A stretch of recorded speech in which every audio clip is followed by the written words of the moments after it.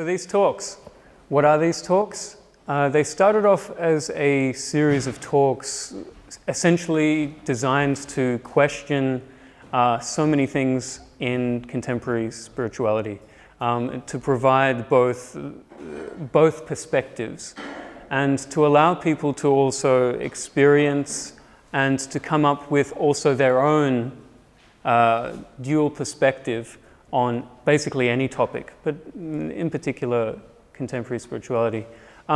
These topics I am not very good at. That's why I do it. Yeah, I do these topics because they interest me. I want to know more about them. So that means that you guys are involved in this as much as I am. Yeah, you're in the shit too. All right, we've got to work this together and make it the best talk that we can.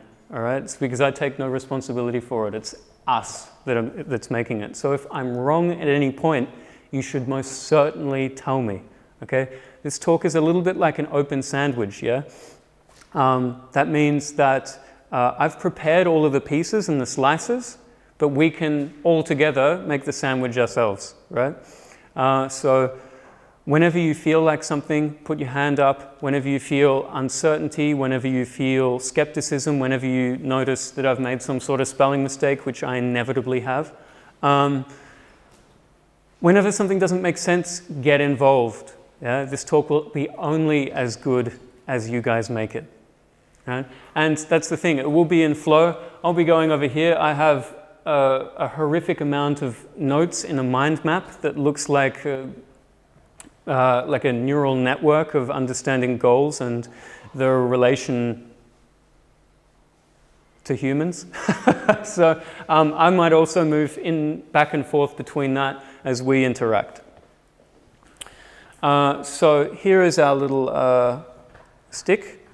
Okay, so it's recording now. I'm going to leave that with you, and you're going to be the passer on of the stick. Okay, so goal setting. This is what this is about. That's Edwin Locke.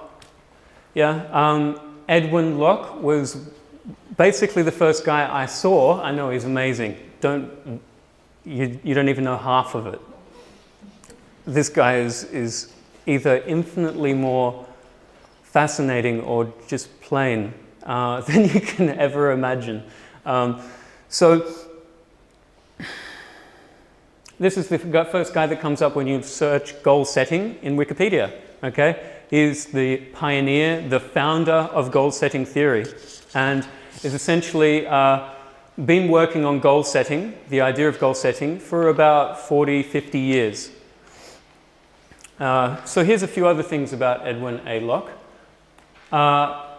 He's the most published organizational psychologist in history of the field.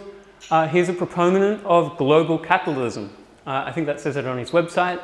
And he's totally into Ayn Rand. Does anybody know who Ayn Rand is? Great. Can someone pass the mic? Yes, you're up. Who's Ayn Rand? Ayn Rand, I think, is one of the most famous writers, authors, when it comes to radical rationalism, and she influenced heavily Alan Greenspan, who was the finance minister in the 90s when the liberalization of the financial markets began with Bill Clinton, and that was in the 90s, and she influenced him and slapped him at one point, I think. Yeah. Because he was in love with someone else. Yeah, that's a different story. That's right. So Ayn Rand was an amazing, well, depends who you ask, definitely an amazing character.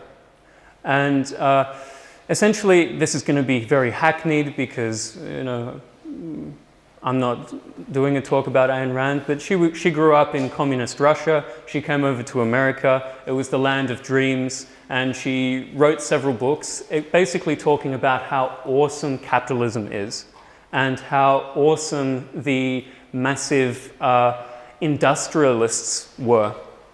So if you want to get to the essence of capitalism, you're going to come into Ayn Rand at some point. And this guy is absolutely besotted with her. So these are a few things that Edwin A. Locke has said. One of these I found this morning, and it was absolutely overwhelming. I didn't know what to do with that talk. I didn't know how you guys would come back from it. He's a controversial character. So the first thing is that I don't think PETA, which is basically the animal rights organization, wants all beings equal at all. I think they want man to suffer and die. One quote by him.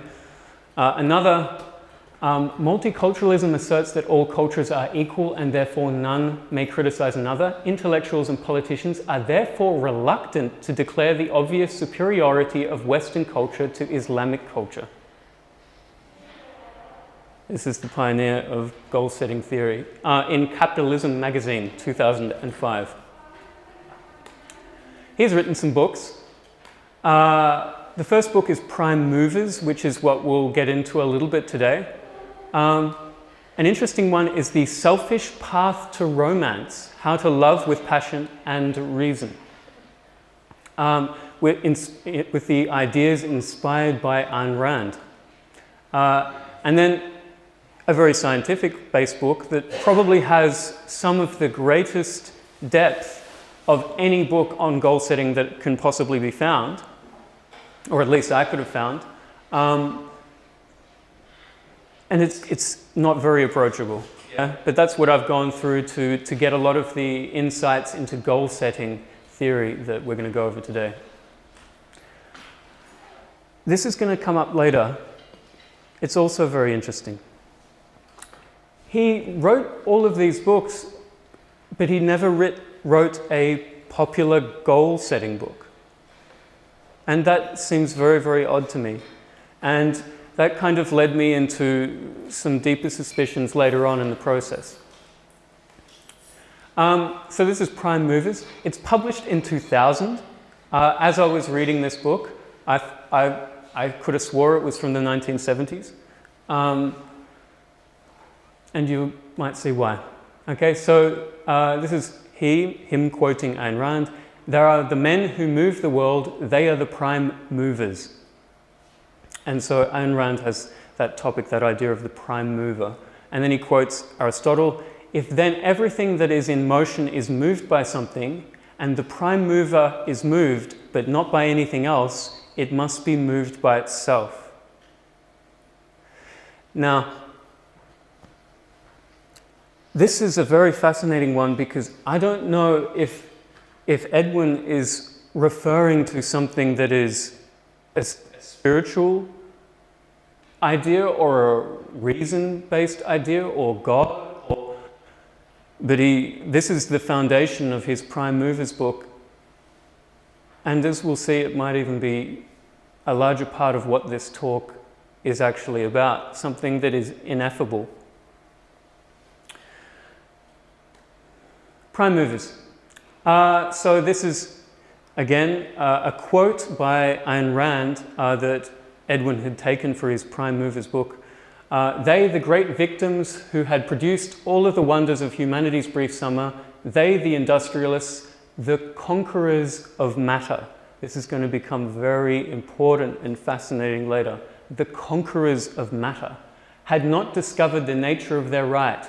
They had known that theirs was the power. I taught them that theirs was the glory. Has anybody here read Atlas Shrugged? Have you heard of Atlas Shrugged? Yeah. Yep? Yeah. Yeah. Okay, very, very fascinating book. It's essentially what the American capitalist dream is built on.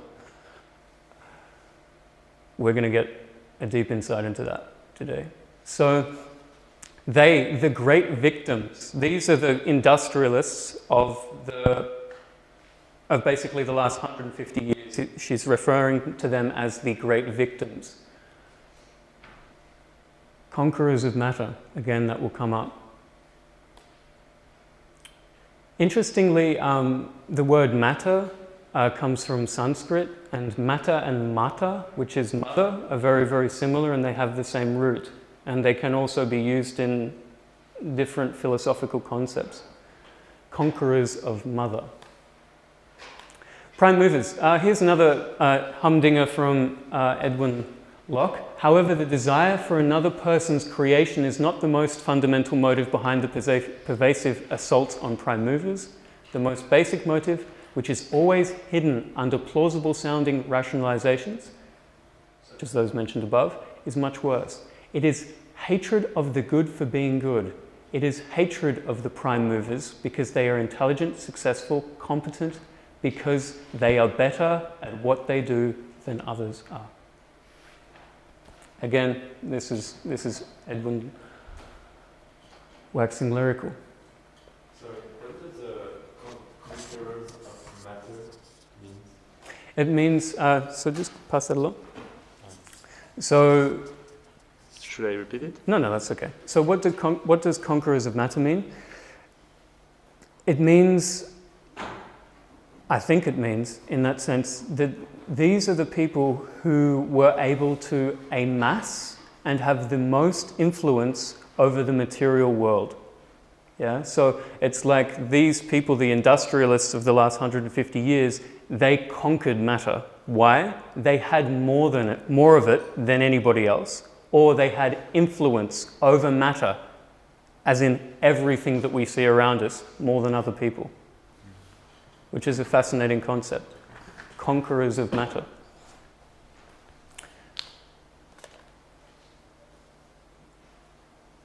I think I just did that one. So this is just Edwin talking about the difference between business and A and business and B. Business and A observes evergreens growing along the roadside and observes that they look pretty, especially when partly covered with snow. At this point, his thinking stops. Business and B observes the same trees and thinks these trees would look good in people's living rooms at Christmas, and then he writes like half a paragraph about how businessman B thinks about transporting these trees, how he can pay different people, how he can pay as little as possible, how long does it take for a tree to mature.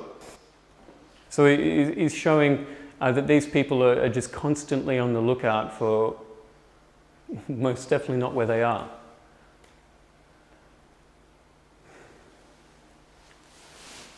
He does admit these people, the industrialists, these prime movers, are people who are not perfect at all outside of the things that they're achieving. So,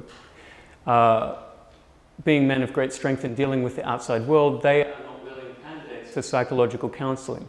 Thus, they are rarely able to identify or change the wrong premises that they acquired as children. And so, he does go on to say that he believes that men and women can both be prime movers, but then he doesn't show any, except one instance of a female prime mover. Many prime movers had difficult childhoods. He goes on to talk about Rockefeller, Walt Disney, Henry Ford, I believe, did well in life early, but most of them had actually very difficult childhoods, very restrictive parents, intense relationships with their parents, or overwhelming experiences of suffering early on in their life. And he manages to stick it in here as well. In this respect, they are a good object lesson to the moderns who are urged to weep and demand special treatment as compensation for every painful emotion they might feel. Again, holding no punches. This is important. He does not believe in his research in goal setting, but also in his research of these prime movers, that it's the childhoods that caused them, that drove them to be people of such motivation to conquer matter, to take themselves beyond what's generally humanly possible without burning out. He believes that even if they had bad childhoods, they moved beyond it. So he does not believe that their childhood is what drove them to these great heights, if that's what you believe. So then we take a bit of a break from Edwin. How does that make anybody feel? Do we feel good after reading that? What is anybody's perspectives on that? What are you thinking? What are you feeling? Let's open this sandwich up a little bit so you can look inside. Remember to ask for the mic. Yep, great. Sent this way.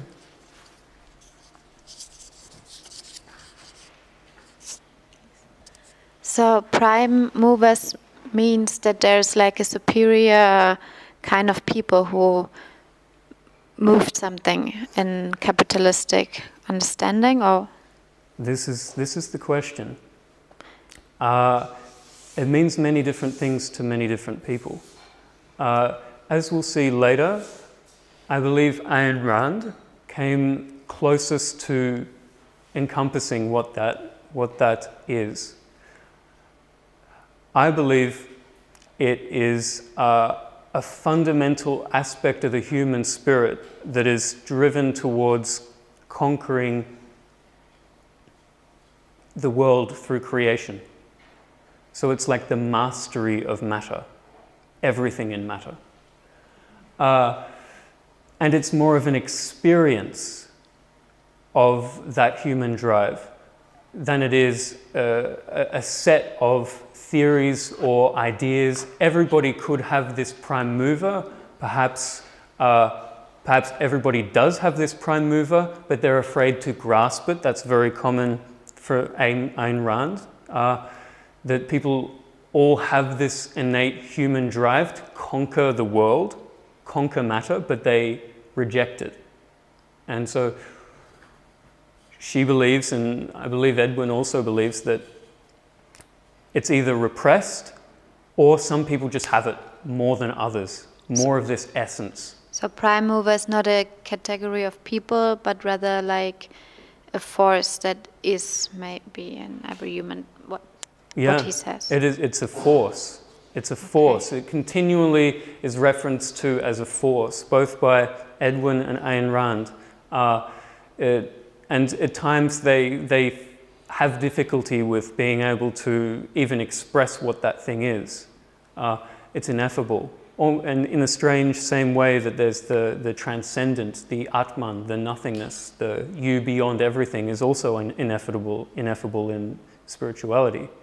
But I'm getting ahead of myself.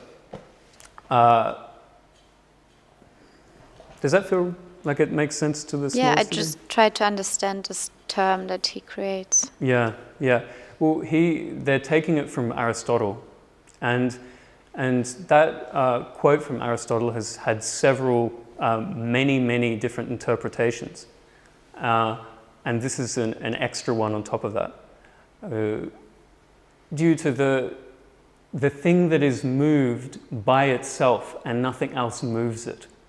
Yeah? It's almost talking about what happens before the Big Bang. Maybe that's what Aristotle was talking about. Then it's maybe not. Like more metaphysical, what Aristotle says, and they then bring it in capitalism. Exactly, and this is the very interesting thing that we'll see. Who the fuck is Edwin Locke? Do you mean that's like, which is? Is there? Yeah, it's enough. That's enough for now. Good. Thank you. So, and you know, it's not comfortable reading this stuff, and it's definitely not comfortable talking about it and presenting it. But we're going to take a little happy trip into goal-setting theory.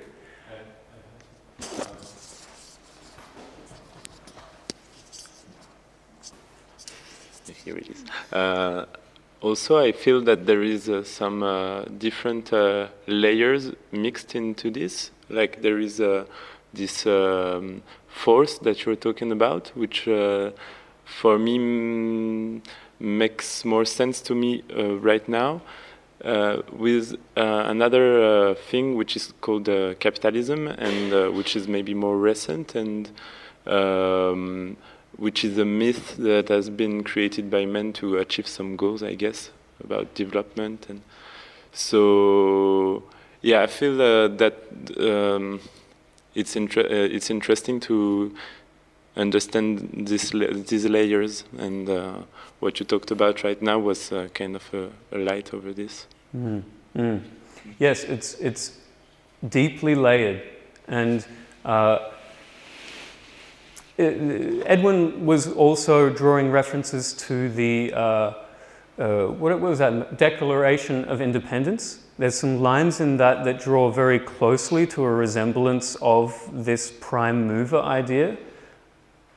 And then that's a whole other kettle of fish. You know, you start getting into Illuminati and all sorts of wild conspiracy theories, but also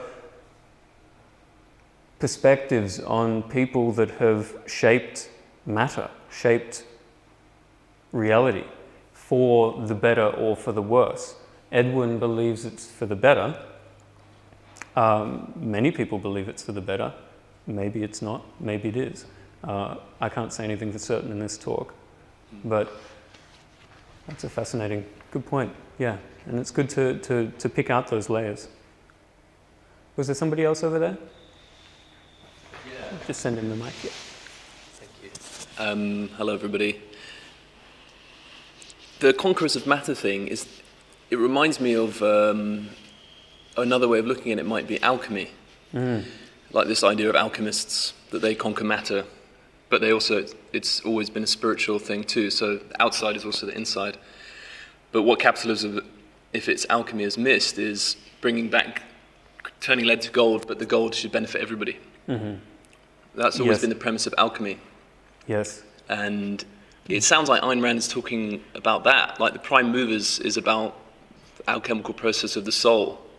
And the reason that the Declaration of Independence maybe is kind of somehow linked is, if we love liberty, why do we love liberty? Why do we want to be free? Because we want to be free to be ourselves, which is what the Greeks wanted, to know thyself. So the alchemists, it seems like it's all tied up with this concept of alchemy, which is kind of not really talked about, and I don't really know much about it either, but I don't know. Yes. Which is maybe the layers that you're talking about. That is another layer that will also, and that's a very, very good point, and something also to add to it, which is that it is more ancient than capitalism, I believe. And Edwin and Ayn Rand seem to believe so too. Also, this is that story, actually. I don't know how much I'm giving away of the talk before it occurs, but, you know, that's the way that you get it sometimes with a sandwich. But Edwin starts goal-setting theory in like the late 60s in response to behaviorism. And behaviorism essentially says that everything is, and I'm going to hackney this, but that essentially that things are kind of determined. Do you know what I mean? You can condition people into particular events, and reasoning and rationality actually have no real place. And so what that does is it kind of sticks people into the places that they are. You know, you're stuck in a lower class because you're being influenced by your environment, and your environment is then just producing certain responses. So there's no you, there's no ghost in the machine. And it looks like Edwin was like that. That's pretty grim. And he started maybe studying goal-setting theory, maybe, because he believed that actually we could go beyond the behaviorist idea. We could go beyond our upbringing. We could go beyond our nurture, so to speak, and nature, and we could use reason to become who we feel we need to be and achieve our desires and goals. Maybe that's what he wanted, or maybe he just wanted to make money, which also would have been a good idea. Like a good process of how to make money, because you'll see that he's most cited in organizational literature. He's not cited particularly in social studies or anything like that. Yeah, it's in business that he's cited. He's in a business school. He works in a business school. He's surrounded by business people. But that trying to pass it out to the people maybe was where he started. Maybe trying to take goal setting because he saw that was helping other people and pass it on to everybody. So anyway, this is the book that is relatively recent, and it has basically about everything about goal setting and task performance. Basically, like every bestseller about making your life better is like one tiny little bit out of this book. I mean, and then they turn it into this big idea, and then they sell it on Amazon, and it gets bestseller. But this book is actually like a lot of that theory and the science studied of it for the last 50, 60 years. It's not just Edwin. 70 authors, a lot from diverse backgrounds, gender, culture, political affiliation, and personal philosophy. So it's not another playground for Edwin. What are goals? So what are goals to you guys? You know, what do goals mean to you guys? Do you set goals? Did you write a goal down this morning? How do you feel about goals? Anything? Remember to grab the mic before. Where is the mic? Just there. I'll say. Okay, you No, say. go on. If someone's, I just don't All right. want me saying anything. Good. Take it over. Yep, that way. Very simple to give energy a direction. Yeah, to give Where to- energy a direction. Where to look at. Yeah, so it's like direction motivated action, essentially. Perfect. Anybody else? Quick. Yeah, so, as someone who's into tech, I would say goals are strategies to optimize rewards, basically. Yep, straight. Yeah, perfect. Goals are strategies to optimize reward. Anybody else? Let's have two more. Jan, you're up. Always me. The first thing I thought is it's excluding. So once I set a goal, I decide something for something and against something. That's right. So it's making a difference. That's also right. Yeah, that's also very interesting. Yeah, that's spot on. Anybody else? Toby, you're up. Tan, you're up first. Okay. It kind of gives you structure. Goals give you structures by which to direct your life. Perfect. I feel it's also direction to like not go anywhere but into a particular direction. Maybe you don't reach that goal, but maybe something else, but it at least gave you a direction to aim at. Yeah, so it's kind of like removes the ambiguity of life to send you somewhere at least. Okay, great. You know, do you set goals? Like, is that something that you do? Like, let's just have a show of hands. Who set a goal this morning for their day? Like, consciously sat down and set a goal? Okay, so yeah, maybe a third of the room. Okay. How do you feel about goals in general? Do you put up your hand if you like goals? Kind of, yeah, it's a strange question. Put up your hand if you have. I don't know. What question should I ask about goals? If you believe in goals, good one. Put up your hand if you believe in goals, I guess. It depends how you define it. Exactly. Yeah, perfect. Good. How, and let's follow that. Depends. Let's follow that depends. Because if it's a direction, it could be very helpful to set a focus. But during my 20s, I set a lot of goals, and that led into a burnout. And today I realize it's when I'm too focused on my goals, I'm too much into the future or future oriented, and I lost to be living in the present. And this is very pity because life happens now. So this was my... Absolutely. Future orientation. And that's fascinating because of course in the literature that we'll study in a moment, they're like future orientation. It's where it's at. You know? So it's looking to the future, and that has been shown in several studies throughout that text to be fundamentally useful in creating goals, but we'll also see how you attribute that future goal and your failure of that goal, and what the attributation can actually change the way that you see the goal, and if you actually stick to it or bring the goal down and say that you'll do less or do more. So yeah, it's so deeply interrelated that it depends, as you said. Good. All right, we have a couple more. You're first, you're closest. Me? Mm-hmm. Thank you. I think that the other point of what depends is because, like an objective, I would say more something there's a direction to go. A goal normally it's more something more specific that you can measure, and once it's more specific, you put expectations, and that's the tricky part because expectations normally leads to frustration.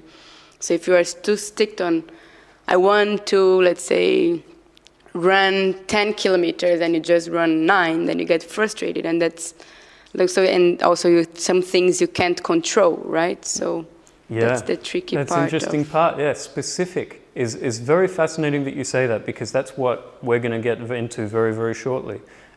These guys say that things being specific is step one, but then that also has all of these other aspects about it that confuse it and can get you into trouble.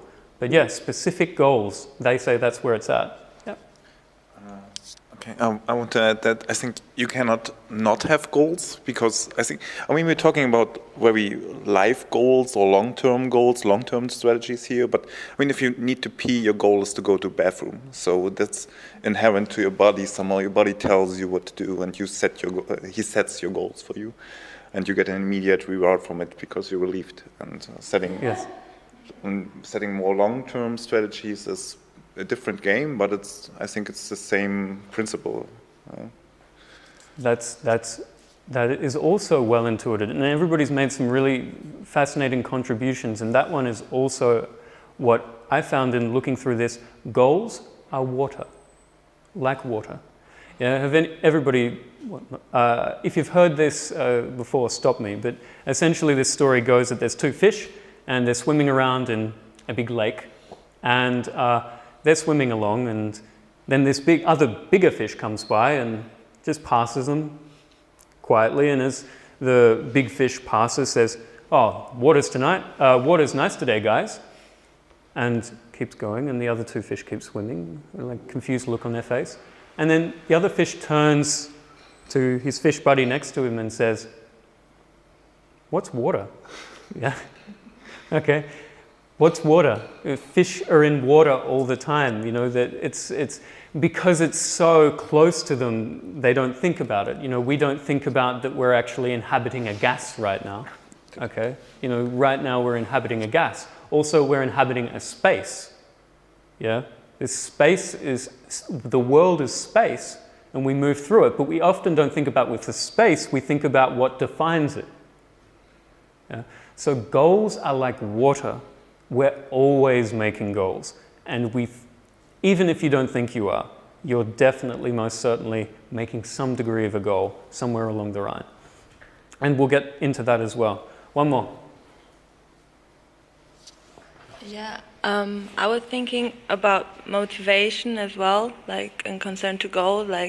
So before there's a goal, there's a sort of motivation, and I think it's often hard to know what you really want. So that's kind of ambiguous, relationship I have with goals, because I used to be a very big to-do list writer, but it actually more difficult to actually know what's the real reason I want this, and what's behind this, and is this gonna get me what I actually really want, or is it just that I think it'll get me what I want? Also beautiful, also great perspective. Who else has that problem of not knowing what they want? Yeah, it's a human condition, and it's hard to know what drives us, and that's also clever to always take a step back from our goals and go, hang on, where is this goal coming from? And also, as we get into the literature, these guys have worked on that to a degree. There's a recent book called Drive by Hincton, I believe. I don't know. And that talks about what they call self-determination theory, which I'm not going to present today, but it's also a pretty radical perspective on what actually makes people move forward. But I didn't have time to read that book. Maybe for another day. Or if you can in your own time. I hear the book is great. Good. All right, so do you set goals? Main perspective on goal setting theory. Now, after I came to a bit of a discovery, all this started to make a little bit more sense as to how or why or what Edwin was doing when he first started this. First thing, specific difficult goals lead to higher performance than no goals, as well as vague abstract goals such as do your best. Yeah? That is the essence of goal setting theory. Right? Do your best isn't good enough. Specific difficult goals lead to higher performance. That's the theory. Goals set in 1 year predicted promotion rates 25 years later. 25 years later. The goal effect was far stronger than scores from self-report personality tests or projective tests. Okay, that is insane. Why? Because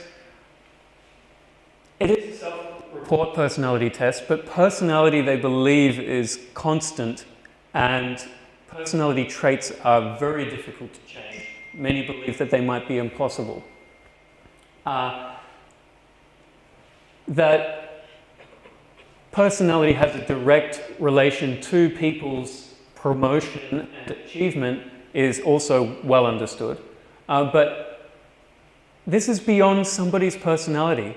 Okay, this is beyond somebody's personality traits, whether the neuroticism, as we'll see, self-efficacy, ambition, conscientiousness. All of these things generally lead to higher levels of success, whatever means that. But it says that setting goals, you can transcend your personality, which is quite amazing. Yeah, and even more amazing is that after controlling for cognitive ability, IQ, and general creativity and thinking, goal setting was still able to help people achieve what they wanted, above IQ, above personality. This, if you wanted the holy grail of what can help people be more effective in their dreams, which may be a good goal to pursue in humanity, the gold as you were talking about, and passing it on to everybody, this might be a good answer. Can you explain the first sentence? I don't really get Okay. it. What is the promotion rate? So goals set in 1 year. So they did goal training for 1 year. And then 25 years later, the people that did the goal training and the people who didn't do the goal training, the people who did the goal training were more likely to have a promotion by 25%. Yeah, 25% more of them had gained a promotion and achieved their dreams, which is, Promotion in their work? the promotion in their work, yes. Yeah. Is that what they wanted? Could that be a shitty thing? Yeah. Does their family hate them? Exactly. Well, that's not, this is goal setting, and this is the thing. It's like, is that right? Is that wrong? And we'll see in a moment. It does have some effects, but that's inevitable. Okay, if you want to achieve something, it looks like you might be able to move past personality and IQ by setting goals, which is astounding. Yeah, it's if you want to help somebody, maybe setting goals.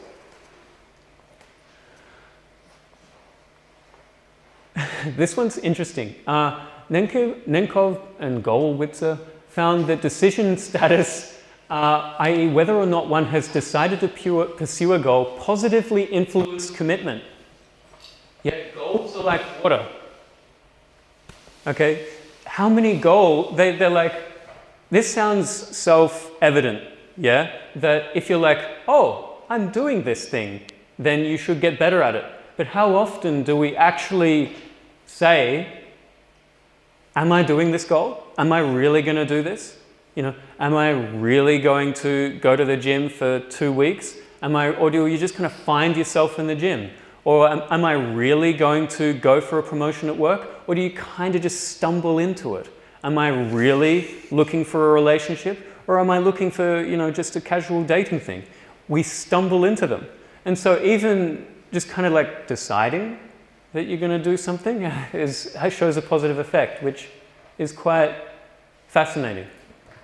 Yep. What's the difference between good intention or intentions and goals? Goal setting, and that's the thing. Goal setting is a rational idea set forward towards achieving a specific task, yeah? So it's like you're actually thinking about it intellectually and writing it out and doing what they call smart analysis to a degree, which is smart analysis. Specific, measurable, achievable, relevant. And time constrained, yeah. So that's few of them, yeah. But this book went well beyond smart theory, which was quite fascinating.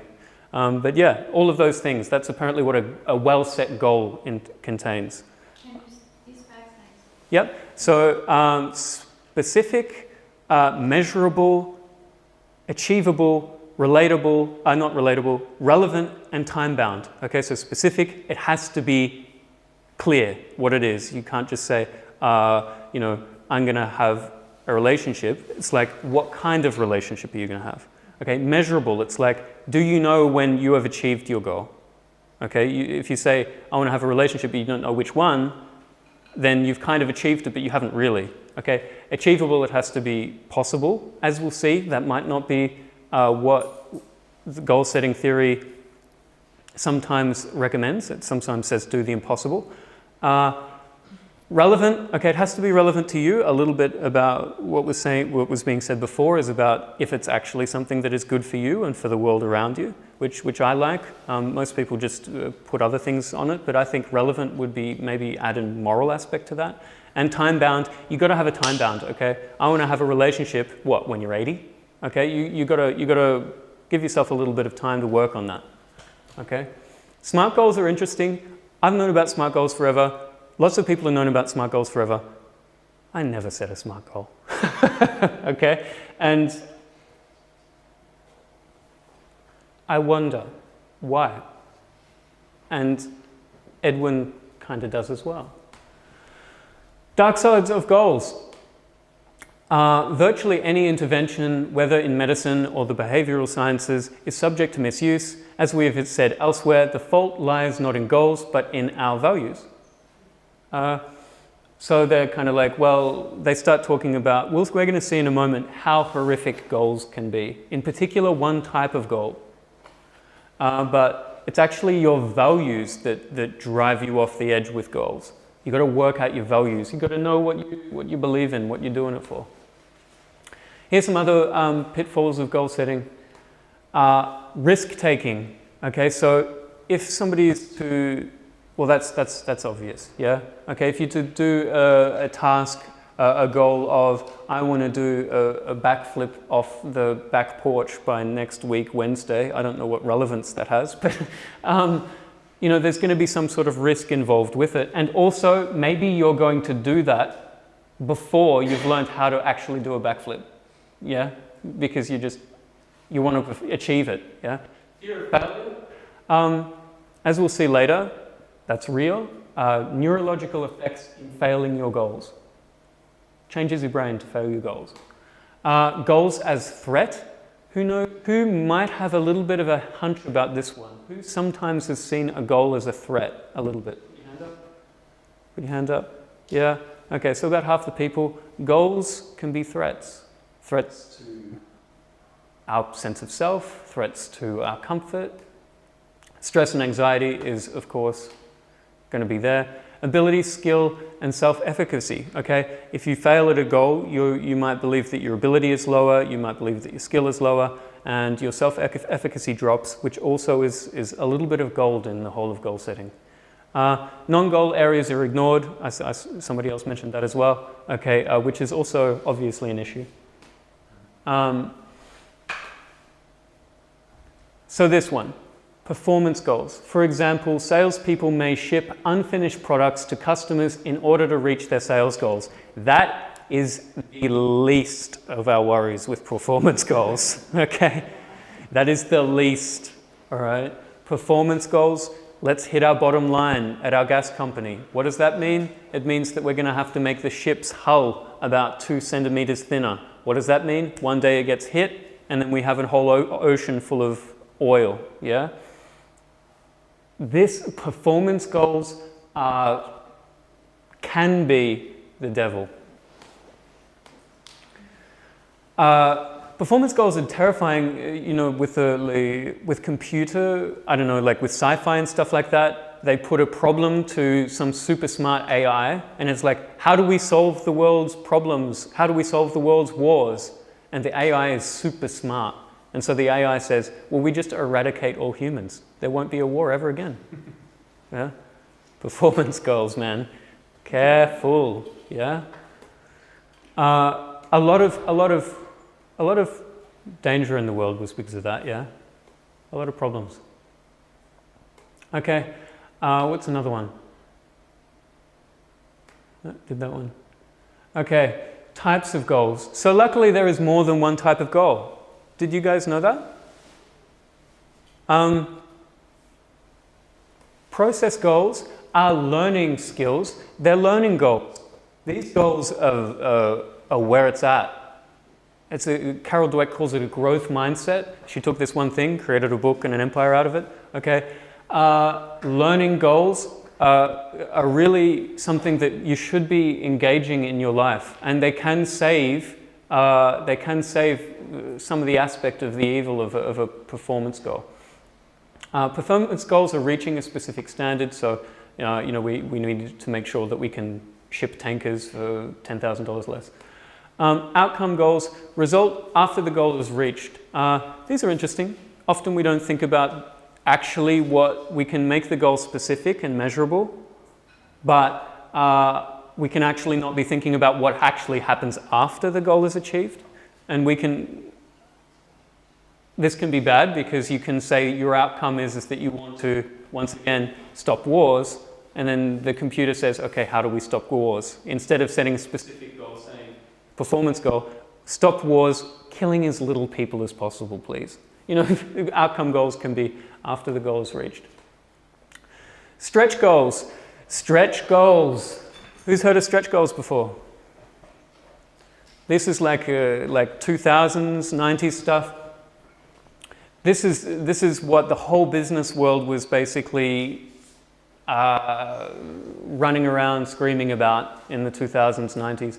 Okay, stretch goals are the idea that you do something essentially impossible. The best way to explain it is with a Tokyo train. So what a manager in Tokyo did was had a train that took 6.5 hours to get 6 hours to get somewhere. I don't know, Osaka. Anybody know Japan? Is that 6 hours away?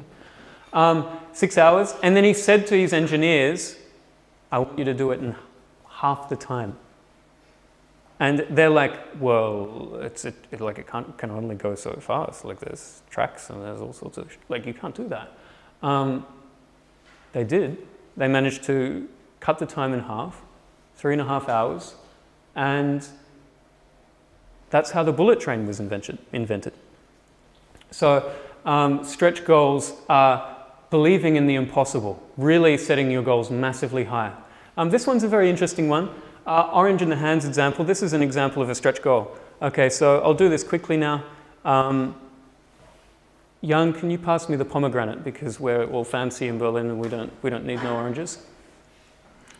Okay, so we need 6 people. So 6 people. It's probably best that you're here. So you 6, yeah. Sorry you miss out. Okay.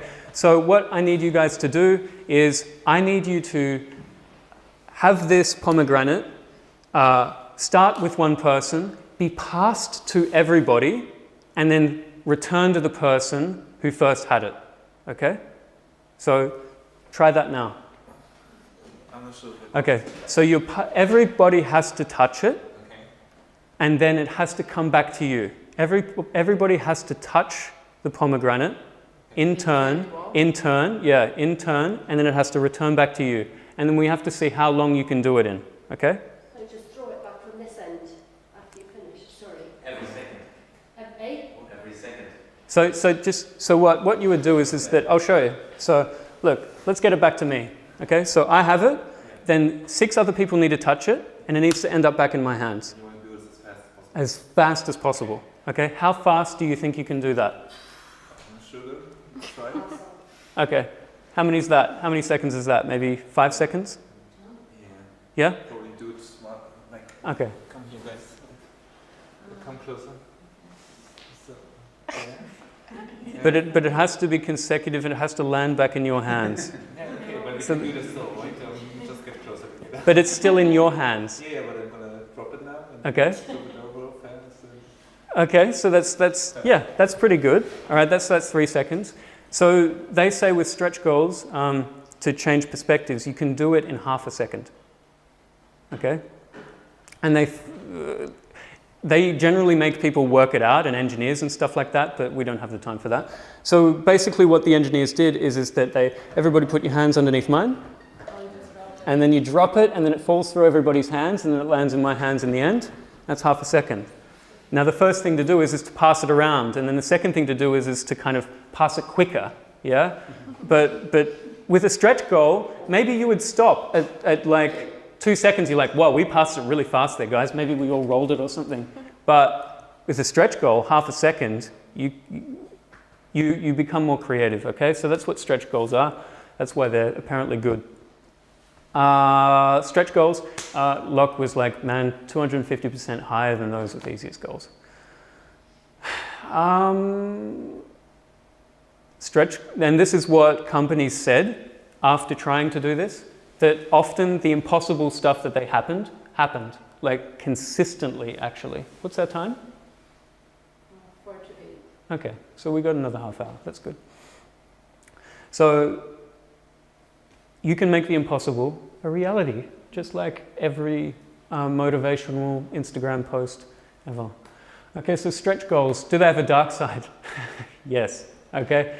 To meet stretch targets, people usually use the only resource that's not constrained, which is their personal time, yeah?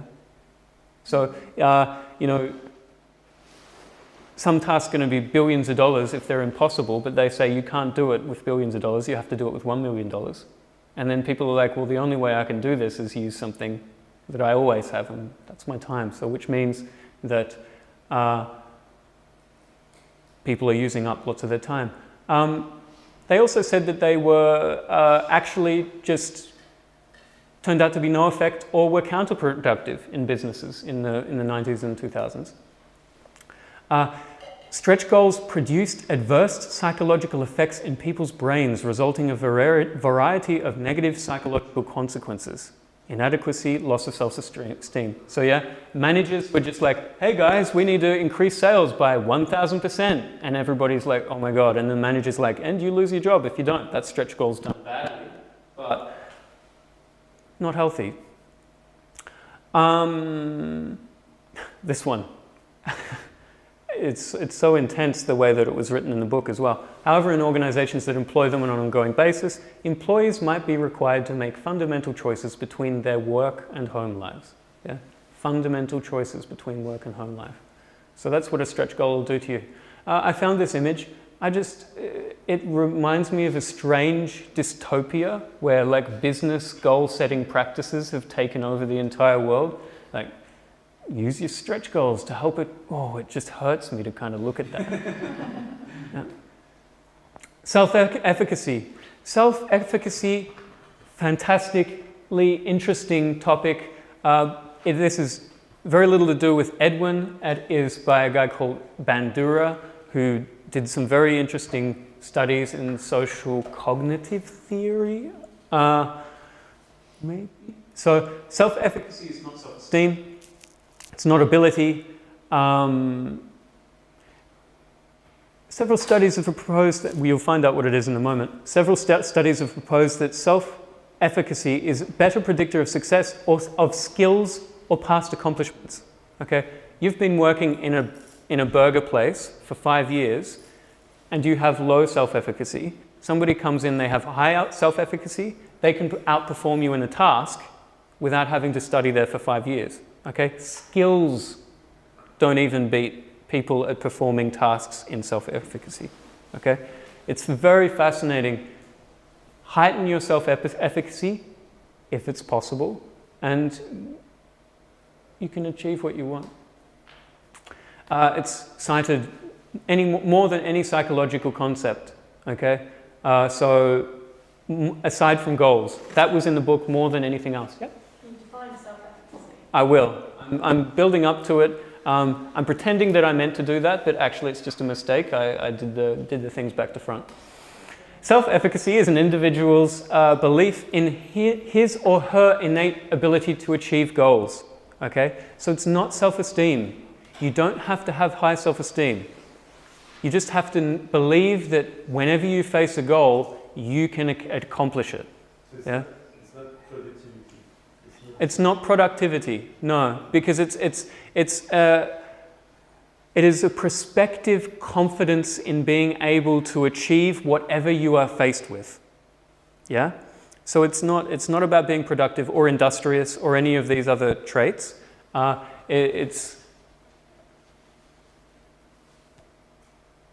If you look into self-efficacy, this is where we can maybe help. It's like confidence.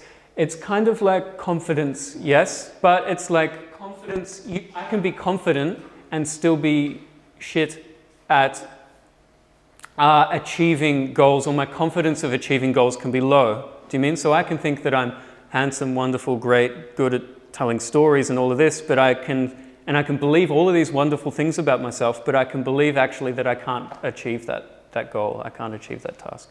Okay. Does that make sense? Or yeah? Self-efficacy is I don't know, it might be the Holy Grail. But as we'll see, Edwin might not believe that, which frightens me. Okay, self-efficacy. One way is to assign specific challenging learning goals rather than performance outcome goals so that people can acquire knowledge of how to do their jobs, so they're saying that actually you can raise self-efficacy. Okay, it's very hard to raise self-confidence. It's very hard to raise conscientiousness. It's very hard to raise IQ. It's very hard to raise skills. If you can raise somebody's self-efficacy, you help them across the board of performing any goal. Get a relationship, get a promotion, become a spiritual master, anything, yeah? You can, high self-efficacy, and you believe you can achieve it. It's one of the things that is pretty astounding in towards working on your own goals. So setting learning goals rather than performance goals, okay? What is a learning goal? A learning goal is, okay, let's take for example this set of talks, okay? My performance goal could have been, I wanted 40 people to be here, I wanted it to be perfect, and one person at the end to say, that was a great talk, okay? And I want that to happen on my first talk, all right? Or I could say, as a learning goal, I could say, I want to do this talk, and by the end of this talk, I want to be able to be confident in being able to set up any other talk in the future. And I want to be at confidence level 10 instead of level 7 where I was previously. Okay? So, by setting a learning goal, I'm not having so much difficulty and pain and I couldn't trick you guys into coming or some sort of random stuff. My goals are more open, and that means I'm more able to learn and grow, and I'm more able to reduce the adverse effects of many other aspects of goal taking, yeah? Removing possible other choices, right? No, that's enough. Okay, do people get that? Do people get learning goals? I can go a lot deeper into them, I highly recommend that you just research them yourself, and I highly recommend that you incorporate learning goals into your life, because they're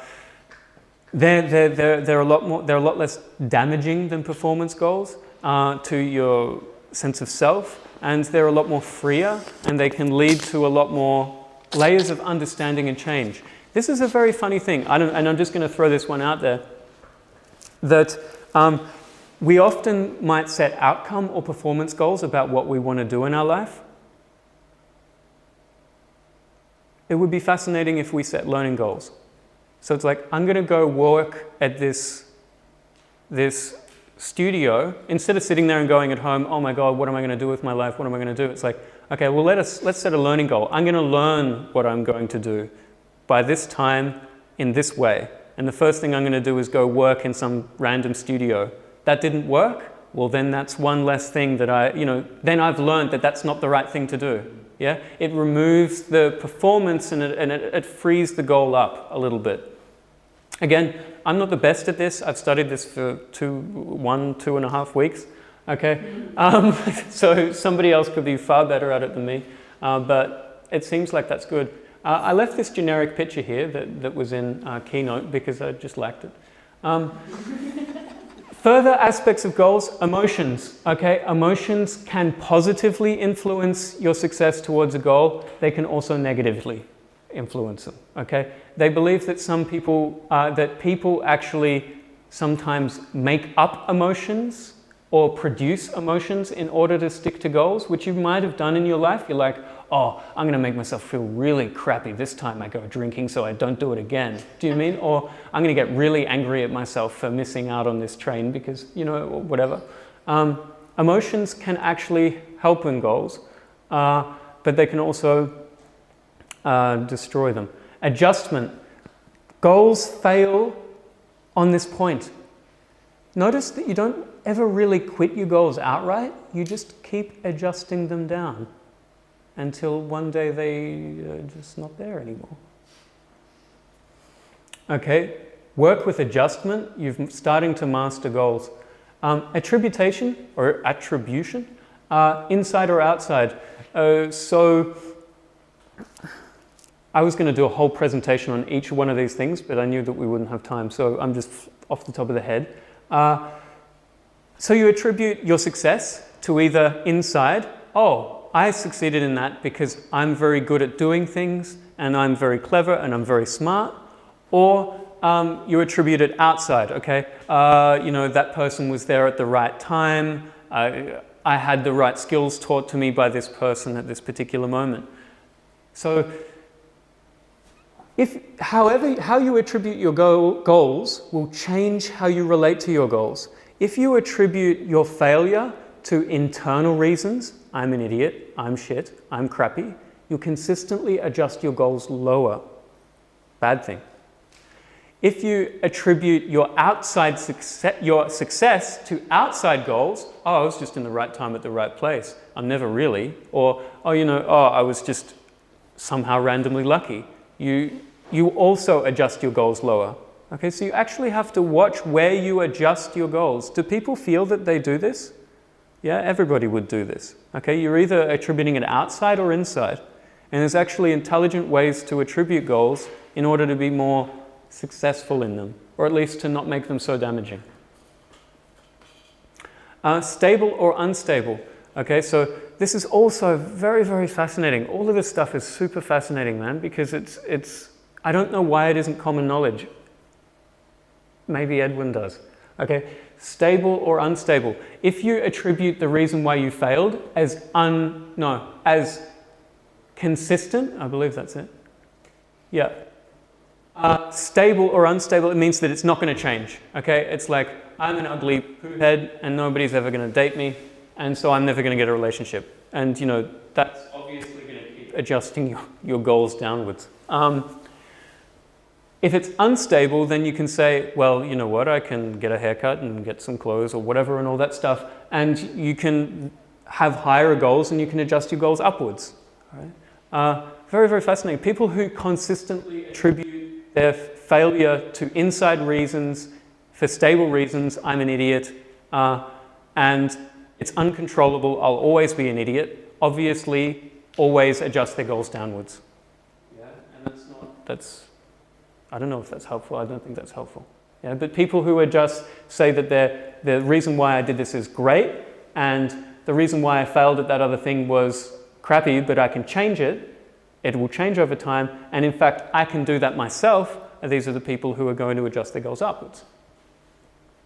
Avoidance or approach, very, very fascinating. Just quickly, an approach goal is to approach an emotion. I want to be happy by writing an email to my tax accountant or whatever. Or avoidance, I do not want to be sad, so I will write an email to my tax accountant. They've found that approach goals are generally better.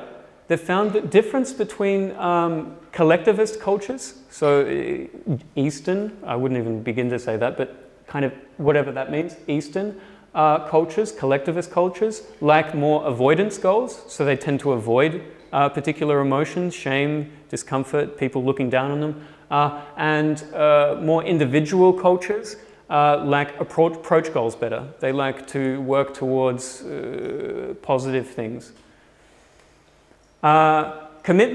Commitment is a whole topic in and of itself. They believe that commitment is actually the thing that can help you with your goals the most, and there's a whole set of subcategories that explain how commitment is relevant and how that helps you stay motivated. Yeah, it's all to do with motivation.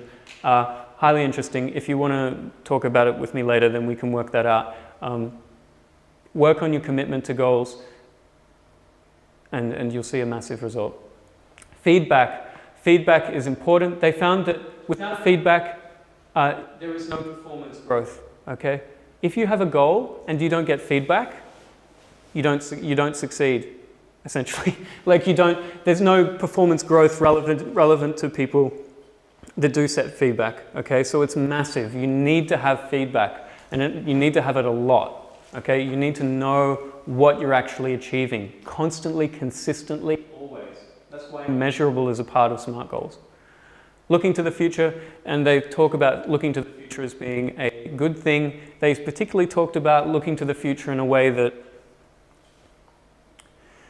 that you create a discrepancy between now and the future where your possible goal could be achieved, which is essentially got another name, suffering, but they say that that's also a useful way to look at your goals and can be done intelligently.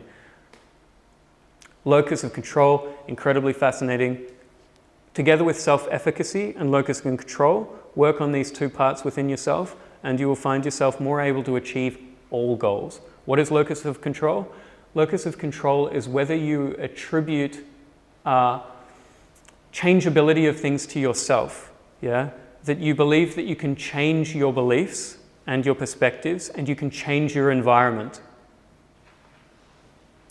Have a low locus of control, you're kind of a teenager, like that is taking on a lot from the environment. You are what your environment is. Your goals are what your environment is. Higher locus of control, your goals are your own. Your success is your own, and so on. At this point, I stopped. That's a whole thing. I've got a whole talk on all of those things. But at this point, I stopped, and the reason why I stopped is there was something that was not right. And it felt like, why did Edwin Locke not write a book about this stuff? Why is he off writing books about romance? Why isn't this more common knowledge? Why is this based in management? It's all focused on management and not people who are being managed. If he believes that people can change, then he should be singing this to the tops of the trees.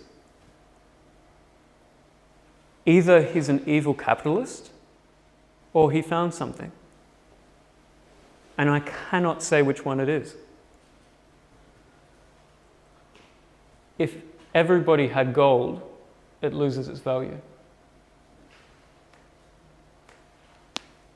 Why isn't this everywhere? Why didn't he publish a book?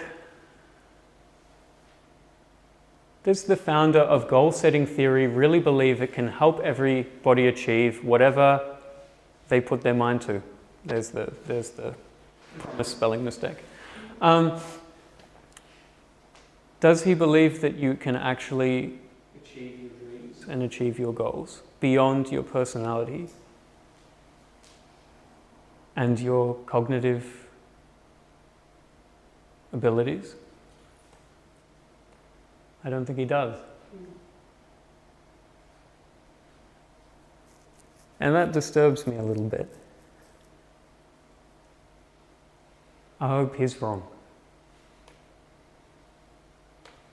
Here's Edwin quoting more Ayn Rand. He did not have the strength to feel. This is from a fiction book, yeah. Atlas Shrugged is a book of fiction. He did not have the strength to feel, not even to suffer. He had burned everything there was to burn within him. He had scattered so many sparks to start so many things. And he wondered whether someone could now give him the spark he needed. Now, when he felt unable ever to rise again, he asked himself who had started him and kept him going, then raised his head. Slowly, with the greatest effort of his life, he made his body rise, until he was able to sit upright, with only one hand pressed on the desk and a trembling arm to support him. He never asked that question again.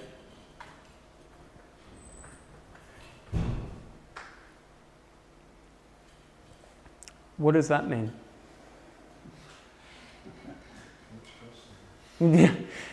What is this fictional character? What's his answer? He asked a question. What's his answer? It was himself. Yeah.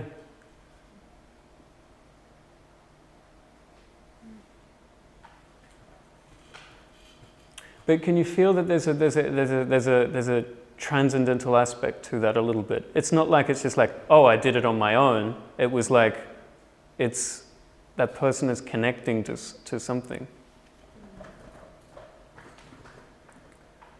Here we have Edwin with more Ayn Rand quotes. The creators were not selfless.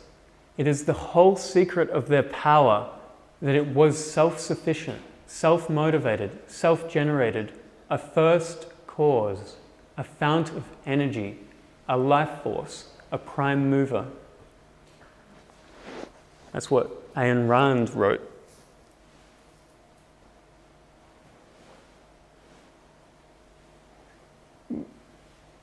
This drive to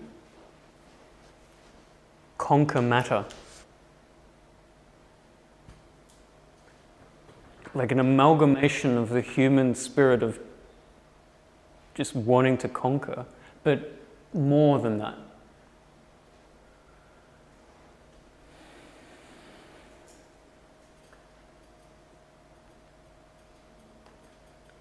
If then everything that is in motion is moved by something, and then the prime mover is moved, but not by anything else, it must be moved by itself.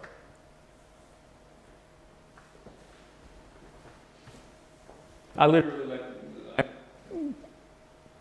this is what came up in the talk like an hour ago, just studying it. So I'm as confused as you guys are. But it seems that what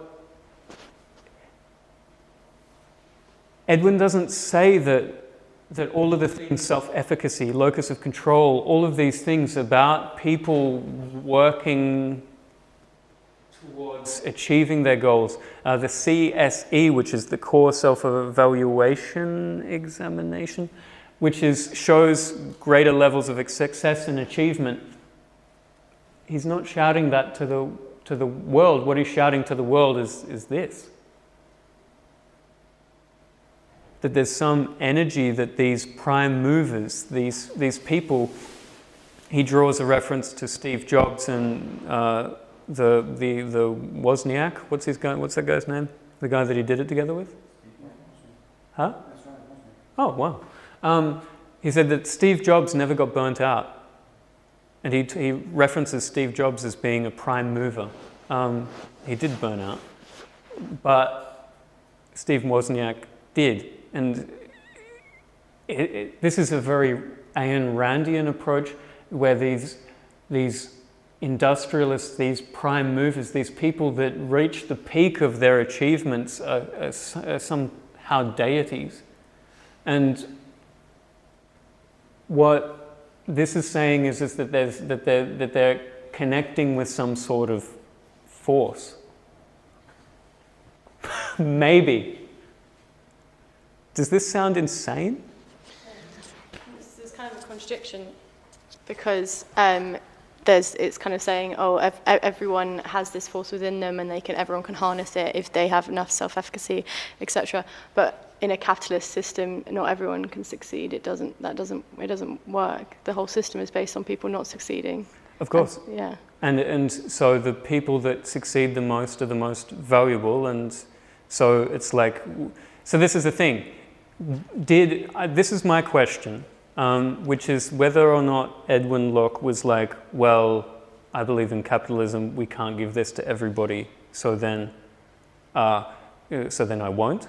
Or whether it was more like, even if you give all this stuff to people, there is some force that they just don't have that allows them to put it into action. So was he anti-capitalist or pro-capitalist? We'll never know. Yeah, was he pro-human or or like pro this deity of this prime mover, pro this deity of a conqueror of matter? Maybe it's like there are things that have to be done, that have to happen, and this force is there to make these things happen. And some people are just more apt. They have a better build to achieve these things. They have a better circumstance and education, whatever, to make these things happen, so that force comes through them. Yes. So it's not about what is my goal, but what is my circumstance. Mm-hmm. And that's a very spiritual perspective, actually. It's like everybody's doing what they do. I do what I do to the degree that I do it. And that I'm only talking from this in this talk really from Edwin's perspective and playing between these, and because this is what this talk is about. It's about me kind of mirroring a little bit of what was the other side of spirituality. And I completely forgot what I was going to say. What was the point again? Circumstances. Yes, circumstances. Edwin then goes on to write his most recent book. Isn't a book about goal setting. It's about how determinism doesn't exist and it's all free will. Yeah? And see, this is also the thing that, because this is what allows you to say within a capitalist system, and I am no political person, I can't even say it properly. But this is what allows you in that kind of system to also get by.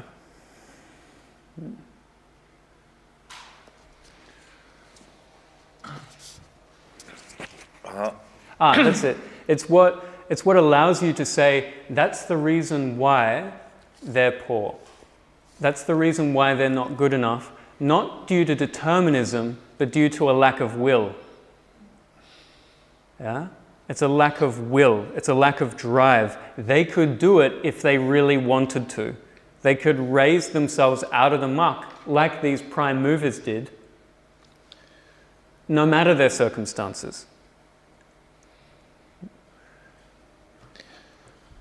I mean, I would agree that I think circumstances play a role because they determine the options you have available somehow. But I think also there are some people who are more prone to take higher risks and receive higher rewards also. And I think there is a huge part of survivor's bias in it. I think there are a lot of people who actually strive and try to do these things, but ultimately fail. And there's probably also a portion of luck in it somehow. And some people make it, and we recognize them as the prime movers or whatever. And I think what you said earlier, that he found that a lot of these people were people who were struggling in their childhood for one reason or another. Wouldn't say a lot. I would say that about 50%. Okay. But maybe this is the reason it makes them more open to take higher risk, because they were facing these higher risk, higher reward situations early on, and so they tend to do it more also in later life. Maybe be a reason. Just speculating here. That's a good perspective and a good outlook on it. Who else has the theory that maybe the people that whatever you do are the greatest in their fields, the best in their fields? How many people kind of sometimes get the feeling that maybe they're accounting for something in their childhood, or they may be broken a little bit somewhere along the line? Everybody, generally, okay, like half of the people, that you get the feeling that what is it that put these people there? Are they making up for something? Do you mean, or are they accounting for a brokenness? Is what drives them a neurosis, a insecurity, and an uncertainty? And some of us will from time to time, I would say most people would have the theory that, oh yeah, that person's fucked up. That's why they do that. Yep. I think that's mostly just an excuse. Yes. We just try to find polarities, finding an excuse that someone's better than me. It's because he was always better, he had a better education, he had better chances, and not in a way that I want to defend others or something, but especially these trying to find something in your childhood or in youth. There's these anecdotes. There's like ritual fitting. Yes. We're trying to make out of it. And then we always find something. So if I become a star, you will find something about me in my youth, that I went to a Catholic church or a Catholic school or whatever. You will find something that will give you an excuse or will give you an answer to why I have the drive. But I have another question, or maybe thought. Yeah. All right. But can we talk on that one first, or do you want to go? Because I think that one's very, very, very interesting. And maybe grab the mic if we want to move back and forth on it a little bit. So this is also a little bit of the issue here, in that this is what Edwin is also saying. So Edwin's saying the reason why we dislike these prime movers is because we need a defense mechanism against why did they do that and I didn't do that. And so the theory from his perspective would be that any dislike towards these people, which is always a little dangerous, is actually an aspect of our own defense mechanisms. And many of our defense mechanisms are based around this one thing. Do I have that drive or don't I? And if I don't, why don't I? And if I do, and I didn't do anything about it, what am I? I feel it could be a fundamental human question and a reason for many of our behaviors, including spirituality. Yes, of course, everything can be a defense mechanism, including spirituality. But not everyone can be a prime mover. Well, that's, yeah.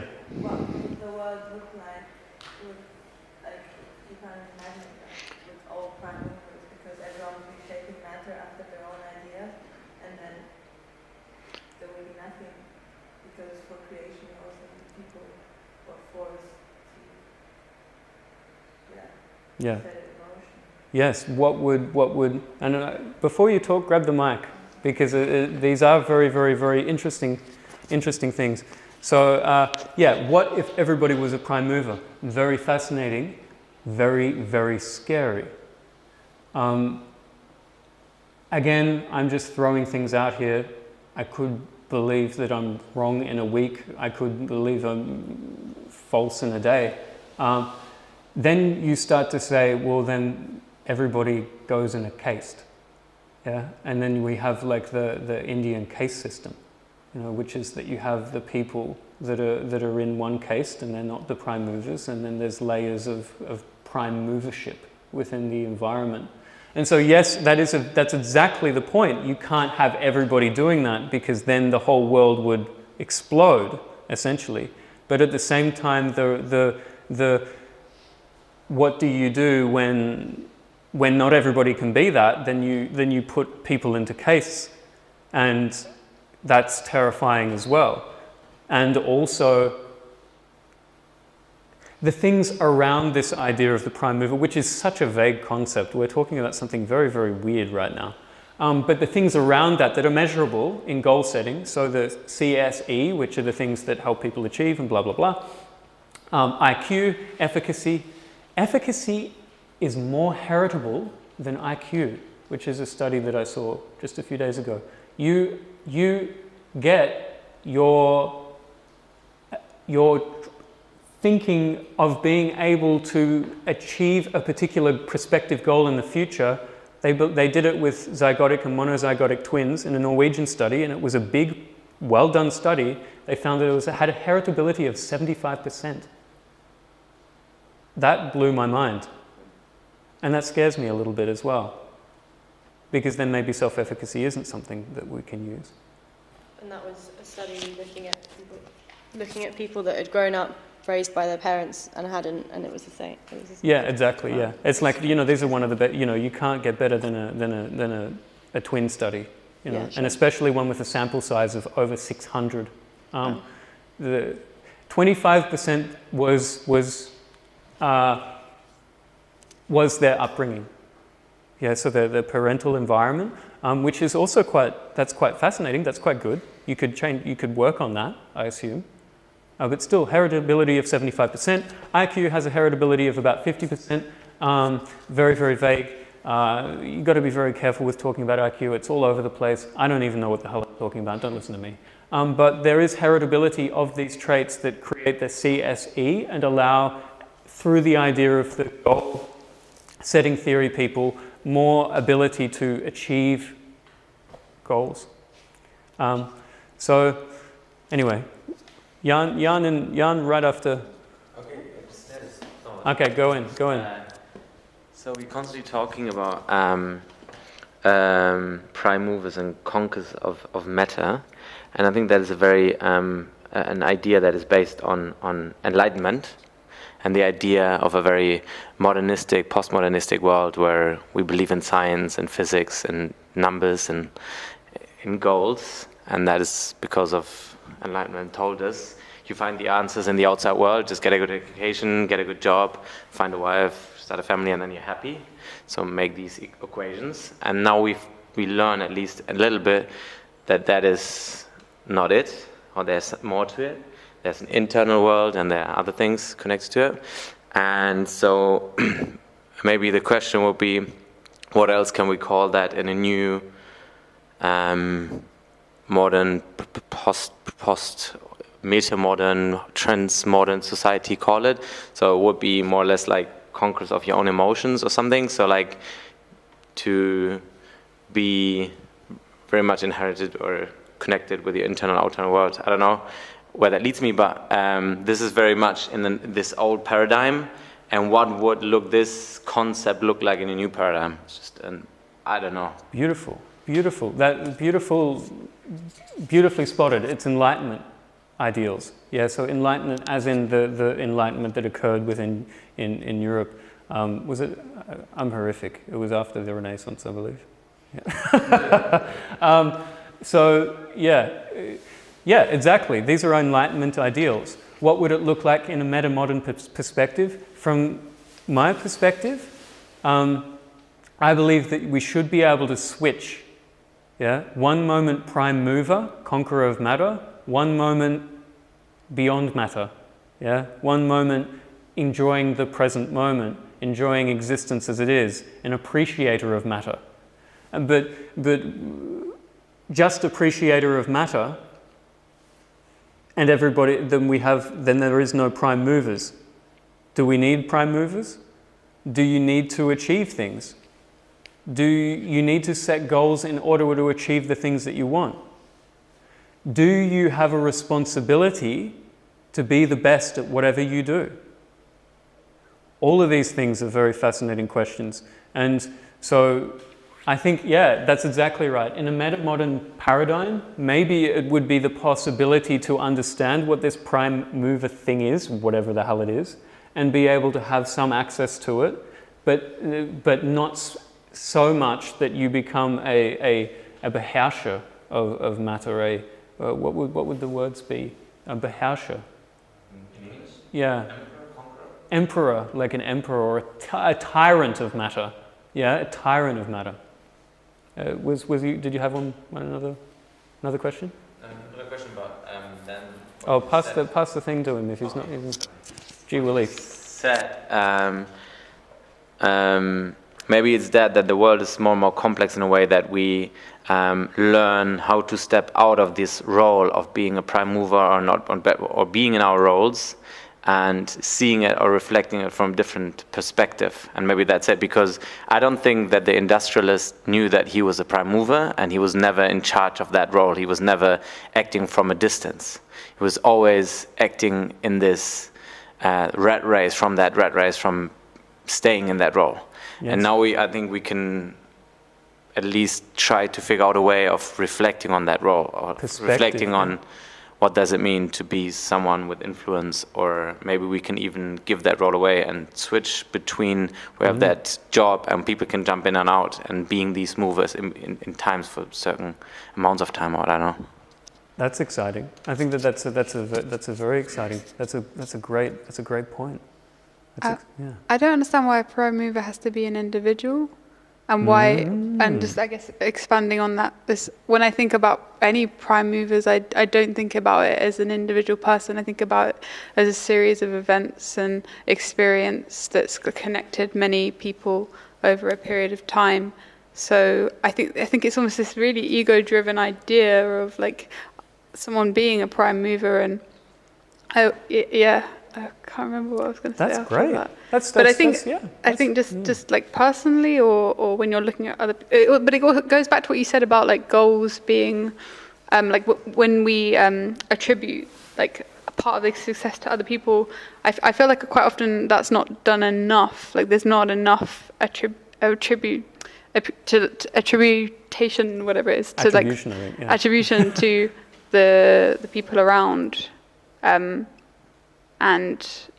like this prime mover thing is really isn't a term I'm drawn towards, because I think it's very reductive and like ignores this idea that we're like much more connected than we realize. Like butterfly effect is a massive part of. That's some great perspective. That's some great perspective as a force, as a group, prime movership. Yeah, like what the collective. But yeah, as you said. Believe me, I'm not particularly attracted to this idea of prime mover but I guess it fits well into business, you know, like it fits well into like the pyramid structures. It doesn't fit so well into like collective community conscious growth things. Yeah, I don't know. I think the answer would be pretty simple for it, that it has some ownership. It's connected to ownership. Oh, sorry, damn it. It's stupid. It's ownership because you're a prime mover, because you're in charge. It's power structures and ownership. And they're also very basic concepts of this enlightenment, industrial revolution. And that's why it's connected to it. So that's such an illusion. Yeah. Ownership, your point is right, that it's stupid, or not as stupid, but that we can discuss that. But it comes from it grew very naturally from the sense of ownership and power. And since you own something, then you have power. That's changing a lot because of technology and other things, but I think that is pretty obvious, I think, where it comes from, but not where it leads us. So your question is right, but I think it's obvious where it came from. Great. Who hasn't asked a question? I think over here. Yeah. Or actually made a statement. And we can say that prime movers are bad because you mentioned the industrialization. The industrialization only functioned because many people came to the cities and they were very hungry. So they feed the system. They make the prime movers because some people have had great ideas or found the first factories, but it only functioned because masses of people work for 20 hours a day and for very less money. So maybe also the masses produce prime mover. And in our generation, we are not that hungry anymore in the Western world. Maybe it's our task in our generation how can we question the whole system and don't feed the system and create our own prime movers, like idols or. Yes, yeah, that's a beautiful perspective as well, and that's also great thinking. Edwin would disagree. Edwin believes that that prime movers with nothing else around would be knocking stones together, do you mean, and creating and engineering. So he presupposes that argument, and which he calls a Marxist argument, that those people are created by the people around them, and he says that no, prime movership is what is first. But yes, you're absolutely right. I think that's also a very valid point of looking at it, that it is created by the people around, and also how much do we need these prime movers to do these one things,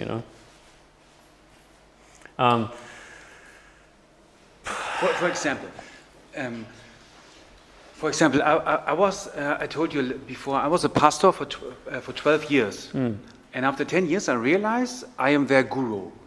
And they just follow me. I can say whatever I want. So it was interesting, but it was dangerous.